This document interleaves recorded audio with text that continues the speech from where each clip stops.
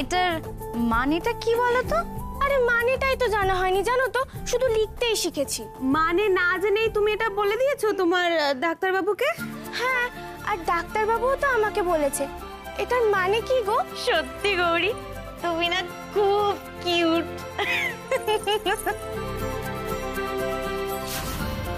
এখানে সারাদিন এত কি হাহাহি হচ্ছে? হ্যাঁ বলা, তোর কলেজ নেই তাই না? আর এই যে মুক্তা, পড়াশোনার পার্ট একেবারে সব চুকে গেছে। না না, এই তো যাবো, ওই একটু কথা বলছিলাম আর কি। এই মুক্তা, চল তো চল। ওরে চল।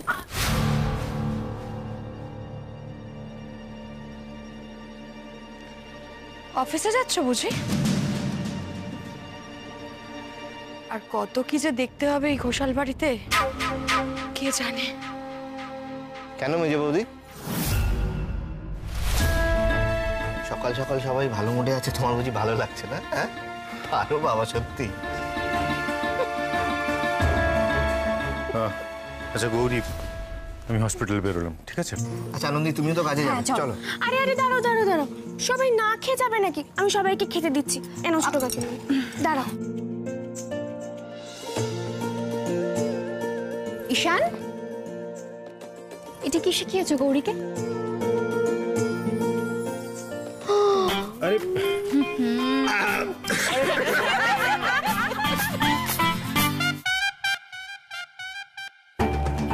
আজ থেকে সব স্টোরগুলো খুলে গেল, সব জায়গায় তো আমাকেই দৌড়তে হবে। হিসেব নিকে সব কাজ তখন অতনু ঘোষাল। কেউ আছে হেল্প করার? কেউ নেই। থাকবে দাদা কিছু পারে করতে? কিচ্ছু করতে পারে। এতগুলো বছর ধরে কি করেছে কে জানে। বাবা তো সবার সামনে বড় মুখ করে খুব বলল, বড় খোকা আমার শ্রেষ্ঠ সন্তান। হ্যাঁ, কি করেছে বড় খোকা? কিচ্ছু করতে পারে। একটা স্ট্রাইক মিটিয়েছে এই পর্যন্ত। এত শয়তান ওয়ার্কারগুলো, আমি এত করে বোঝালাম কিছুতেই মানলো না। দাদা যেই বললো অমনি সব কটাকে দেখে। এই কি করছো তুমি এগুলো নিয়ে বসে? হ্যাঁ সরাও আরে আমার সরাও কাজ বলছি, আছে, কি আমার আবার তোমার সাথে করবো? দরকার আছে। আরে তুমি হাত দিচ্ছ কেন? সরাও কি এগুলো। মুশকিল? এগুলো আমার ইম্পর্টেন্ট কাগজপত্র। কি হচ্ছে কি? যাও তো এখান থেকে। শোনো, আমি পলার বিয়ে দেবো, তুমি ব্যবস্থা করো। পলার বিয়ে দেবে মানে? পলা সবে কলেজে পড়ছে, এখন কি বিয়ে দেবে? অনেক সময় আছে। আরে বাবা, তুমি বুঝতে পারছো না, ততদিনে আমাদের মেয়ে হাতের বাইরে বেরিয়ে যাবে আর আমাদেরও সর্বনাশ হবে। আরে দূর বাবা, এগুলো রাখো তো, আমার কথাটা শোনো। দেখো, আমি মুখটাকে তাও কন্ট্রোল করতে পারি, কিন্তু পলাকে কোনোভাবেই সম্ভব হচ্ছে না। ওই গৌরী সারাক্ষণ পলার সঙ্গে গুজগুজ ফুসফুস করেই চলেছে, ওর মাথাটা খাচ্ছে। আমি তোমাকে বলে দিচ্ছি, যত তাড়াতাড়ি সম্ভব পলাকে বিয়ে দিয়ে বাড়ি থেকে বিদায় করে দাও। থামো তো। ওর ভালো। একদম চুপ কর। বাড়ির যে অবস্থা, কালকে কোথায় গিয়ে দাঁড়াবো তা জানি না, কোথায় মাথা গুজবো জানি না। পলার বিয়ে? শোনো, আমি যখন বলেছি আমি পলার বিয়ে দেবো, তখন আমি পলার বিয়ে দেবো, ব্যাস। তুমি একটু বোঝার চেষ্টা করো না। আমি কেন সকাল থেকে অনেক ইম্পর্টেন্ট কাজ নিয়ে বসছি, একদম মাথা খাবে না। যাও এখান থেকে, যাও এখান থেকে, আমাকে কাজ করতে দাও শান্তিতে। আরে বাবা, তুমি বুঝতে পারছো না, যদি একবার শৈলমা এই মেজদা, শিগগির আমার সঙ্গে চলো, আমার জরুরি কথা আছে। আরে তুই এখানে এলি কেন? আমাকে ডাকতে পারতিস। নিজে এসেছি যখন, বুঝতেই পারছো কতটা জরুরি। তুমি শিগগির চলো আমার সঙ্গে। হ্যাঁ চল।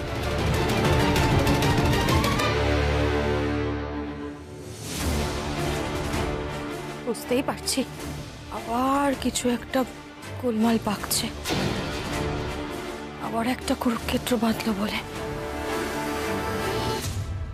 এসো না এসো না ছোট ঠাম্মি, এসো এসো এসো, পড়ে যাবো তো। এসো, দেখো বাগানটা আমি আবার সব নতুন করে সাজিয়েছি গো ছোট ঠাম্মি। এই গোটা বাগানটায় আগাছা পুরো ভর্তি হয়ে গেছিল, মালি কাকাকে দিয়ে সব পরিষ্কার করে দিয়েছি। ও ছোট ঠাম্মি, এই দেখো মাধবীলতা গাছটায় কি সুন্দর ফুল ধরেছে। এবার দেখবে এইরকম সব গাছে ফুল ধরবে, কি সুন্দর লাগবে। এখনই কি সুন্দর লাগছে গো বৌদি, আরো ফুল ফুটলে তো আরো সুন্দর লাগবে। জানো বৌদি, তুমি যাওয়ার পর না আমার আর বাগানে আসতে ইচ্ছা করেনি। বাগানটা কেমন জানি হয়ে গেছিল, তারপর তো আমরাই চলে গেলাম। এখন আমরা সবাই চলে এসেছি, এবার তাকে দেখো না, এবার পাখিগুলো ফিরে আসবে, প্রজাপতিরাও ফিরে আসবে। ফিরে আসবে তো দেখো বাবু, সবাই ফিরে আসবে, আর কেউ কখনো বাড়ি ছেড়ে যাবে না। আর এই বাগানটা আমি আর কখনো শুকনো হতে দেব না। আমি তো এসে গেছি, আর কিচ্ছু খারাপ হবে না। সব একদম ফুলে ভরে উঠবে, খুব ভালো লাগবে। মারে, তোকে আমি দুহাত ভরে আশীর্বাদ করছি। তোর খুব ভালো হোক মা, খুব ভালো হোক। তুই এই সংসারের জন্য এত করিস, এত করছিস, তোর ঋণ আমি শোধ করতে পারবো না মা, শোধ করতে পারবো না। ছোট ঠাম্মি, তোমরা সবাই কেন এরকম ভাবে বলছো গো আমাকে? দাদুও বলছিল। আচ্ছা, আমি কি এই বাড়ির কেউ নই গো? এই বাড়ির ভালো দেখাটা কি আমার কাজ নয়? না রে মা, এই বাড়িতে যে ব্যবহারটা তোর সঙ্গে করা হয়, প্রতি পদে যে অপমানটা তোকে করা হয়, তারপরেও তুই এই বাড়ির ভালো করিস। তুই তুই আর 5 জনের মতো নোস মা, তুই আর 5 জনের মতো নোস, আমি জানি, আমি জানি রে। হ্যাঁ, আমারও কিন্তু মনে হয় বৌদি অন্যরকম। কেন দাদু ভাই, কিরকম? আমি সেটা ঠিকভাবে বোঝাতে পারবো না, বুঝে নিতে হয়। আমি ফিল করি জানো, বৌদি অন্যরকম। বৌদি কারোর সাথে ঝগড়া করে না, কেউ বৌদিকে বকলে বৌদি রাগও করে না। অন্যরকম না? খুব পাকা পাকা কথা বলতে শিখেছো চিকু বাবু। এই কথাটা যদি দাদা ভাই শুনতো কি বলতো বলো তো?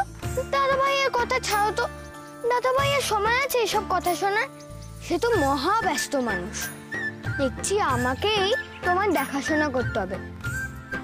দাদা ভাইয়ের কথা তো আর ফেলতে পারি না। আচ্ছা, খুব হয়েছে, অনেক বাগান ঘোরা হয়েছে, এবার খেয়ে দিয়ে নিয়ে পড়তে বসতে হবে তো। মা যদি এসে দেখে এখনো পড়তে বসনি, তাহলে কিন্তু খুব বিপদ হবে। তুমি এই কথাটা কিন্তু ঠিক বলেছো, আমি এই কথাটা ভেবে দেখিনি। মা এসে যদি দেখে আমি না পড়াশোনা করে ঘুরে বেড়াচ্ছি, তাহলে সত্যি বিপদ হবে। বৌমণি, বৌমণি, তোমার ঘরে কি হয়েছে? আমার ঘরে তুমি এক্ষুনি চলো, গেলেই দেখবে কি হয়েছে। সে আরে আরে কি হয়েছে? কি হলো ব্যাপারটা? আবার কোনো বিপদ ঘটলো নাকি?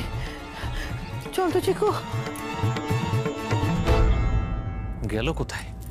এখানেই তো থাকার কথা।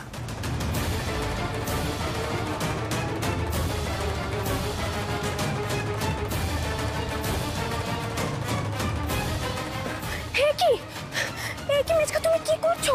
এরকম ভাবে জিনিস লন্ডভন্ড করছো কেন? তুমি যা করেছো আইনি ব্যবস্থা নেওয়া উচিত। তোমার বিরুদ্ধে তো সেটা আমরা করতে পারছি না, আমাদের পরিবারের সম্মানের কথা ভেবে। তাই নিজেদেরই এই কাজ করতে হচ্ছে। কি হলো, ফেলো। কি করতে হচ্ছে আর কি করেছি এটা কি আমি? রসময়, এবার কিন্তু ভালো করে নজর রেখো সব স্টোরগুলোর উপর। নতুন করে খুলছে, হঠাৎ যেন বন্ধ আবার না। কি হ্যাঁ, কি হয়েছে? আরে কি করছো তোমরা এখানে? বাবা দেখো, স্টোর তো খুলে গেছে, কিন্তু অর্ডার সাপ্লাই কি করে দেবো আমরা? আমাদের যে এত বড় একটা ক্ষতি হয়ে গেল, আমরা কি করবো এরপর? তার দায়িত্ব নেবেটাকে? বাড়ি থেকে যে রত্নগুলো চুরি হয়েছিল সেগুলো সব অর্ডারের রত্ন ছিল। এতদিন স্টোর বন্ধ ছিল বলে কেউ কিচ্ছু বলেনি। এখন তো স্টোর খুলেছে, এখন তো কাস্টমার সেই রত্নগুলোকে চাইছে। আমি কোথা থেকে দেবো, কোত্থেকে সাপ্লাই করব? আমি জানি না বাবা কি হবে, আমার কিছু মাথায় আসছে না, মাথা কাজও করছে না। তাহলে আমার জিনিসপত্র কেন ঘাটাঘাটি করছো তোমরা? কারণ এই রত্নগুলো চুরি করে তুমি পালিয়েছো।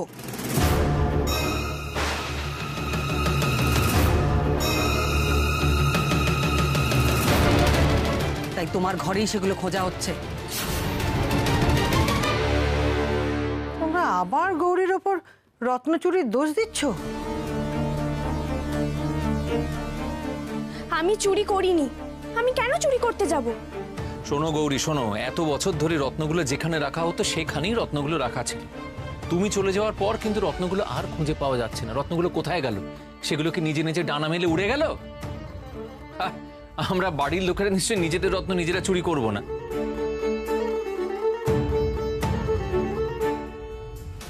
শোনো, তোমরা এইভাবে ওর জিনিসপত্র ওলট পালট করো না, এটা ভালো দেখায় না। ও বেশ, তো তাহলে তুমিই বলে দাও আমাদের এখন কি করা উচিত। তুমিও তো খুব ভালো করে জানো জেঠুমণি যে এই মেয়েটা রত্ন চুরি করেছে। জানা সত্ত্বেও তুমি তো চুপ করে আছো। কি ভেবেছো তুমি গৌরী? সবকিছু এত সহজ তাই না? বাইরে থেকে এসে এই বাড়ির সবাইকে তুমি খুব সহজে হাত করে নেবে আর কেউ তোমার বিরুদ্ধে একটা কথাও বলবে না, এত সহজ নয়। কত বোকা আমাকে ভেবো না গো। তুমি আসলে কি, তলায় তলায় তোমার আসল কি উদ্দেশ্য সব আমি খুব ভালো করে জানি। আমি তোমাকে বলে দিচ্ছি বাবা, ও কিন্তু এখানেই থামবে না। আরো বড় সর্বনাশ না করা অবধি ওর শান্তি নেই।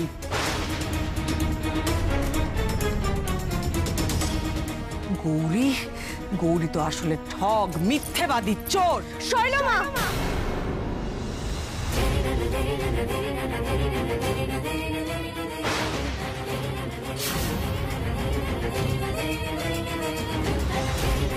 আমি চোর নই, আমি কোনো রত্ন চুরি করিনি। আর যদি আমার নামে কেউ এই অপবাদ দিয়েও থাকে, তাহলে যে অপবাদ দিচ্ছে সে নিজে মিথ্যে কথা বলছে।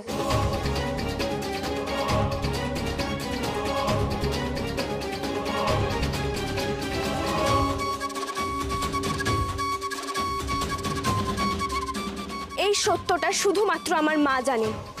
আমাকে যদি কেউ মেরেও ফেলে তাহলেও আমি স্বীকার করব না যে আমি রত্ন চুরি করেছি, কারণ আমি রত্ন চুরি করিনি। আমি চুরি করার কথা ভাবতেও পারি না শৈলমা।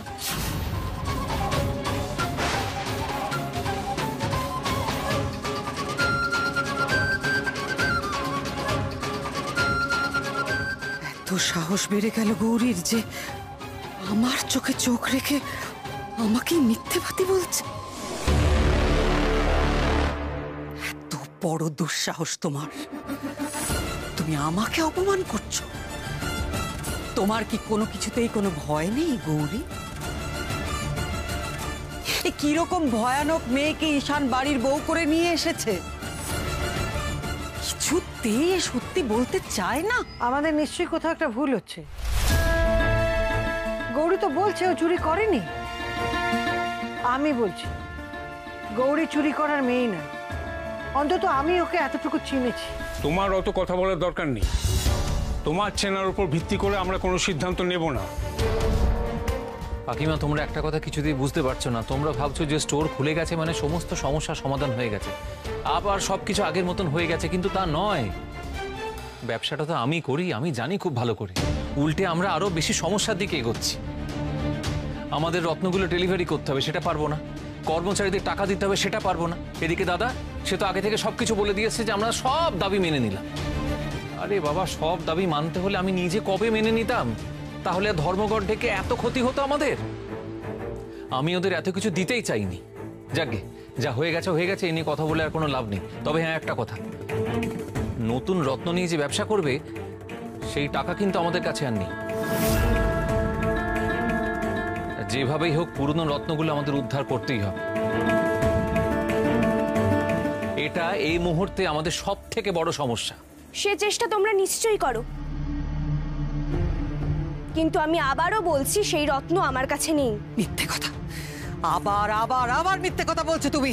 আর কত মিথ্যে বলবে তুমি গৌরী?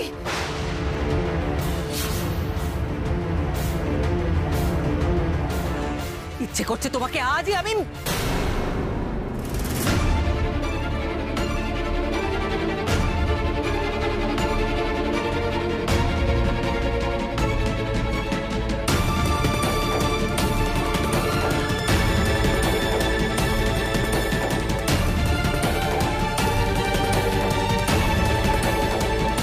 তোমাদের আমি আগেও বলেছি, আর এই শেষবারের মতো আবার বলছি। আশা করি এরপর তোমরা এটা আর ভুলবে না। গৌরী কখনো মিথ্যে কথা বলে না।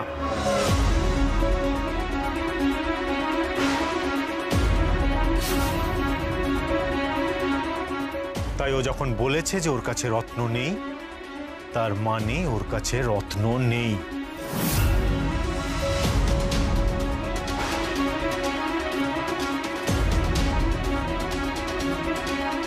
তাহলে গেল কোথায় রত্নগুলো ঈশান? ও চলে যাওয়ার পর থেকেই রত্নগুলো আর খুঁজে পাওয়া যাচ্ছে না। তুই তো এত যুক্তি দিয়ে কথা বলতে ভালোবাসিস ঈশান, তাহলে তোর যুক্তি দিয়ে তুই বুঝিয়ে দে কোথায় গেল রত্নগুলো। দেখো পিসিমণি, যদি যুক্তি দিয়ে দেখতে হয় তাহলে তো অনেক কিছুই দেখতে হয়। আচ্ছা, সেই পাচারকারীরা তো তোমার ভক্ত ছিল, কি তাই তো পিসিমণি?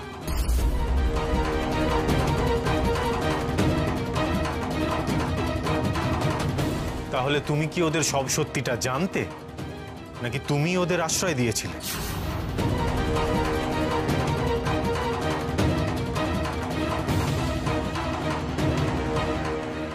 ঈশান, তুমি বোধহয় বিষয়টার গুরুত্ব আঁচ করতে পারছো না।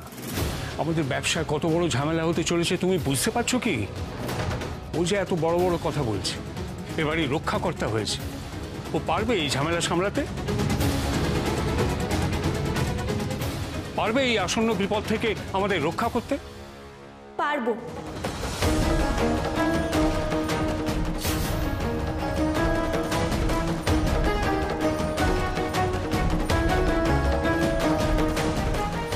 হ্যাঁ, আমি ঝামেলা সামলাতে পারবো।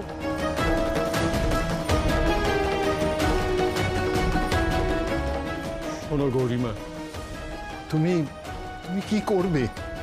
তুমি তুমি এত বড় ঝামেলা তুমি সামলাবে কি করে? না না, এ তো কর্মচারীদের সাথে সমঝোতার ব্যাপার নয় যে তুমি কথা বলে সব মিটিয়ে নেবে। যে রত্ন চুরি করেছে তাকে খুঁজে বের করতে হবে, তার কাছ থেকেই রত্ন উদ্ধার করতে হবে।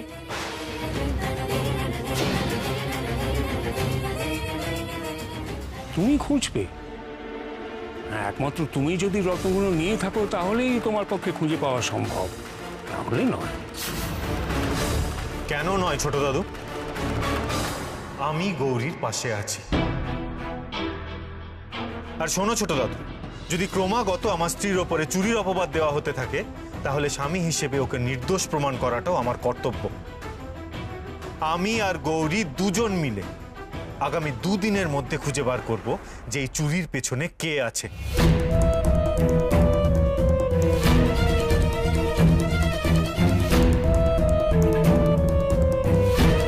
কে এই বাড়ির এত বড় ক্ষতি করতে চাইছে?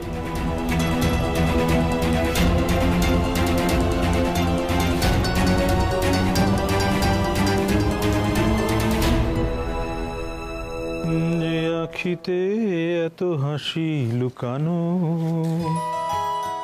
কুলে কুলে কেন বহে আখি ধার, যে মনের আছে এত মাধুরী। কি ব্যাপার, এত খুশি খুশি কেন?